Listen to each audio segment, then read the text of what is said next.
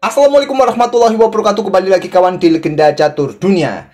Kali ini kita akan membahas Hikaru Nakamura, bukan Magnus Carlsen ya.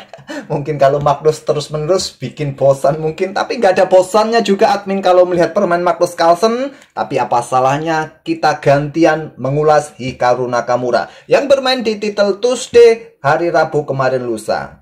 Nakamura bermain di dua sesi. Di sesi awal dia finish di posisi ketiga, dan di sesi akhir kawan dia finish di posisi pertama. Sesi awal dimenangkan oleh Niall Sarin, sedangkan Nakamura menang pada sesi kedua. Dan sekaligus kawan, dia mencatatkan rekor baru di chess.com.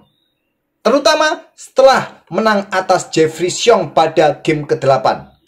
Dia mencatatkan diri mempunyai elo blitz tertinggi di chess.com kawan. Sempat menembus angka 3416 pada game ke-8 itu. Tapi setelah itu ada yang remis, ada yang kalah, membuat elonya kembali turun di angka 3400 kawan. Namun begitu, Hikaru Nakamura ini menjadi pemimpin leaderboard blitz di chess.com dengan angka 3400 elo blitznya. Ya, kalau kita lihat dari jumlah permainannya, Hikaru Nakamura ini terbilang paling banyak ya. Sekitar 32.000 lebih game blitz yang sudah dia mainkan. Dengan rata-rata kemenangan sebesar 78%, draw-nya 9,6%, sedangkan kekalahannya hanya 12%. Kalau dibandingkan dengan elonya Magnus Carlsen, memang jauh. Karena Magnus Carlsen hanya bermain sekitar 3.800 game saja kawan. Tapi kalau kita lihat dari presentase ya, Magnus ini presentasenya 72,1% untuk kemenangannya, sedangkan Nakamura 78%. Ya, kalau Magnus Carlsen mau bermain di chess.com untuk mengejar ketertinggalannya oleh Hikaru Nakamura, ya bisa saja Magnus ini menembus angka 3400 juga kawan. Sementara Magnus 3298. Di posisi kedua ada Alireza Firoza. Namun untuk game yang akan kita ulas nih bukan game Nakamura ya, melawan Jeffrey Xiong, di mana game itulah yang memecahkan rekor individual Hikaru Nakamura di chess.com kawan.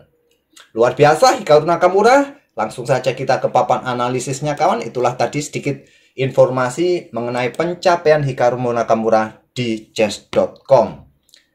Oke, kita ulas permainan Hikaru Nakamura di sesi akhir atau sesi kedua title Tuesday kemarin lusa saat menghadapi Hans Niemann-Moke. Oke, Nakamura pegang putih, Hans pegang hitam. Mengawali dengan pion D4 Nakamura, kuda F6, ada gajah G5, trompos G-tag, pion D5. Pilihan nomor 1 yang paling populer, kuda ini menghindar kawan. Karena tujuan Tromposki adalah eliminasi kuda nih untuk menghilangkan kontrol petak pusat kawan. Dan merusak bangunan pion hitam bertumpuk di lajur F. Oleh karena itu, pilihan yang paling banyak diambil oleh hitam adalah kuda ke E4 serang balik. Ya, banyak yang menarik mundur gajah G4, tapi paling banyak ya ke petak F4. Hitam akan coba langsung counter petak pusat dengan pion C5-nya kawan. Kalau diterima pion pukul pion seperti ini, maka pion D5 akan dilanjutkan oleh hitam bisa, ataupun juga kuda C6 terlebih dahulu. Tapi kebanyakan ya dengan pion F3 saja untuk usir kuda. Sebelum kuda ini mundur, maka menteri hitam dikeluarkan terlebih dahulu, cek. Nah, kalian blokade dengan perwira di sini kawan, perwira di situ. Kuda akan siap caplok kembali kawan. Petak C3 kah? Petak D2. Oleh karena itu kebanyakan dengan pion C3 saja blokade. Kemudian kuda baru ditarik mundur kembali ke F6. Pion D5 untuk mendapatkan ruang untuk menghindari pertukaran. Ya, kebanyakan menteri hitam akan coba mundur ke B6 kawan. Kalian di sini bisa tarik mundur gajah ke petak C1 ataupun pion B3, ataupun juga membuat korban pion atau gambit dengan pion E4 saja, kuasai center, buka akses gajah terang, menyerahkan pion B2. Jika diambil oleh menteri, kalian bisa melanjutkan kuda ke D2, menyerahkan pion ini lagi. Nah, engine menyarankan gajah ke C7 untuk mencegah pergerakan menteri ini mundur. Mungkin kalau hitam tidak berhati-hati, kalian bisa menjebaknya karena dia sendirian di area pertahanan putih kawan. Oke, kembali lagi ke permainan aslinya. Tapi pion D5 saja, pilihan dari Hans Simon Moke. Pion E3, paling banyak kawan setelah pion D5 ini putih langsung sikat kuda F6 untuk melanjutkan rencananya agar hitam kehilangan ya kontrol kawan di petak pusat dengan kuda dan merusak bangunan pion. Tapi pion E3 saja dari Nakamura terlebih dahulu. Setelah pion C5 baru gajah caplok kuda F6. Chop. Chop. Ambil balik menggunakan pion G. Ini langkah terkuatnya untuk ambil menggunakan pion G. Berharap dengan lajur semi terbuka bisa langsung dimanfaatkan oleh bentengnya nanti. Nakamura melanjutkan dengan pion D pukul pion C5.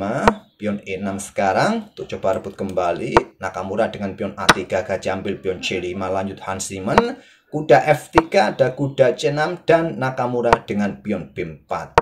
Gajah mundur ke E7, kuda BD2 lanjut Nakamura. Di sini ada pion E5 untuk mendapatkan kontrol yang bagus kawan di center baris keempat area putih dan juga buka akses diagonal buat gajah snipernya. Memang di posisi sini kawan putih tidak mempunyai banyak pilihan yang bagus untuk melanjutkan langkah. Gajah E2 tadi pilihan Nakamura. Kalau engine sedikit lebih kuat menyarankan kalau mau keluar sekaligus ke petak B5 atau pion C4. Tapi posisi hitam sangat bagus memang di center dengan pion-pion ini. Oke, gajah E2 saja membuat apa ya? Menunggu respon dari hitam seperti apa, persiapan rokade dan pion E4. Kuda mundur ke G2. Kalau bergerak ke center di sini kawan, ya hitam akan meladeninya. Ambil balik dan hitam akan melanjutkan dengan pion F5-nya kawan. Oleh karena itu tadi Nakamura memilih tarik mundur, kuda kembali ke kandang. Langkah bagus dari Nakamura. Pion F5 malah menutup maksud saya, menutup diagonal sniper, membuat kuda ini punya tempat untuk lompat ke petak H3 tanpa khawatir adanya sniper. Tapi Nakamura memilih dengan pion C3 saja. F4. E pukul pion F4 chop. Benteng G8. Pion G3 pertahankan pion dan juga ya blokade laju benteng lajur G. Gajah F6 menekan pion di sini. Ada benteng C1. Gajah E6 lanjut Hans Simon. Gajah B5 balasan dari Nakamura menekan kuda. Menteri B6 dan gajah caplok kuda C6 cek. Pion ambil balik. Di sini ada kuda B3 lanjut Nakamura. Untuk perkuat posisi petak C5-nya ya. Dan juga kontrol ruang-ruang gelap ini kawan. Berikan akses juga menteri mengawasi lajur D. Gajah G4. Engine menyukai langkah pion A5 di posisi ini kawan. Untuk memecah konsentrasi pion putih sayap menteri. Tapi memilih dengan gajah G4. Menteri D2 menghindar. Hans Simon memilih rokade panjang. 2 kali berturut-turut langkah slip dari Hans Simon. Pion A5 masih bagus untuk dilanjutkan oleh hitam. Lagi-lagi idenya untuk memecah konsentrasi pion sayap menteri. Oke, rokade panjang dipilih oleh Hans Simon Moke. Mungkin persiapan pion ini siap dorong kawan. Oleh karena itu dengan kuda E2 melanjutkan pengembangan. Membantu kontrol pada petak D4. Benteng D8. 3 kali berturut-turut. Ya. Pion H5 bagus, raja geser dulu ke B8 bagus, menurut engine. Tapi dengan benteng D8. Nakamura dengan kuda ED4. Ada pion H5 langkah terlambat. 4 kali berturut-turut. Langkah nggak kuat dari Hans Simon Moke. Gajah H3 disarankan engine supaya raja nggak bisa rokade. Oke, dengan pion H5 langsung. Nah, di sini kawan menteri ke E3. Sudah saatnya ya ditunjukkan engine ini. Coba buka kawan lajur C di sini. Mungkin raja geser ataupun juga langsung diterima. Ya, diambil balik langsung dengan benteng. Posisi Nakamura juga sudah sangat bagus di posisi ini kawan. Tapi dia memilih dengan menteri ke E3 terlebih dahulu. Mungkin berikan tempat buat raja kawan geser. Gajah 3 langsung diawasi, nggak bisa rokade. Nakamura melangkah raja D2. Benteng D8, Raja Nakamura geser terus mencari tempat yang aman. Gajah D7, sekarang kuda ke C5 untuk ancam gajah di sini. Dan di sini ada gajah E7 menarget kuda di sini, backup oleh saudaranya. Kemudian ada gajah G4 lagi. Sekarang pion H4 lanjut Nakamura. Hentikan laju pion kawan.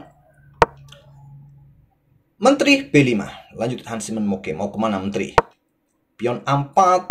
Menteri mundur kawan. Kalau bergerak ke C4 di sini mungkin bagus kah? Rasanya juga bisa terjebak ya. Tapi engine di sini juga kuat. Karena ada gajah yang bisa mengawasi juga kawan, dukungan untuk menantang pertukaran. Oke, dengan menteri B6 saja. Benteng B1, benteng G6. Benteng B2, raja C7. Benteng dobling di lajur B, lanjut Nakamura. Kemudian di sini benteng B8. Engine menyukai raja kembali ke B8. Tapi kekuatan benteng-benteng putih di lajur B ini juga cukup menakutkan. Nakamura sedang kuda D4 sekarang, raja D8, dan pion A5. Geser mundur, kuda garbu benteng menteri. Menteri geser, kuda caplok benteng B8, menteri ambil balik, kemudian Nakamura melanjutkan dorong pionnya terus untuk membuka lajur bagi bentengnya. Menteri bergeser, kalau ditutup saja permainan kawan seperti ini bagaimana? Kuda ke C6, baik sekali juga. Oke, tadi dengan raja geser dulu supaya nggak kena garbuan. Kuda caplok, pion cek, sikat benteng, ambil balik, menteri ambil balik, benteng meluncur cek, blokade dengan gajah, menteri ambil pion A7, lanjut Nakamura. Sudah amburadul posisi Hansiman Moke. Gajah D6 serang benteng, setelah menteri B6 di sini Hansiman Moke menyerah.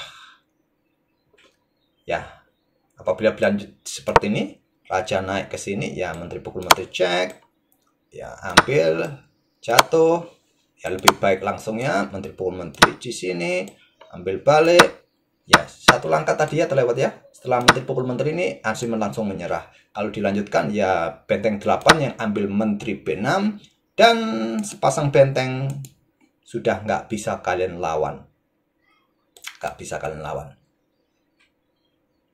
Oke, itulah kawan salah satu game Hikaru Nakamura di babak ke-7 sesi kedua Title Tuesday hari Rabu kemarin lusa. Oke, selamat Nakamura sudah memecahkan rekornya sendiri. Sebelumnya rekor yang dia punya itu kawan 3408. Akhirnya bisa menembus angka 3416 tadi ya. Oke, semoga bisa menghibur permainan Hikaru Nakamura dan kita tunggu juga aksi-aksi berikutnya Hikaru Nakamura di turnamen online ataupun over the pot. Terima kasih. Wassalamualaikum warahmatullahi wabarakatuh.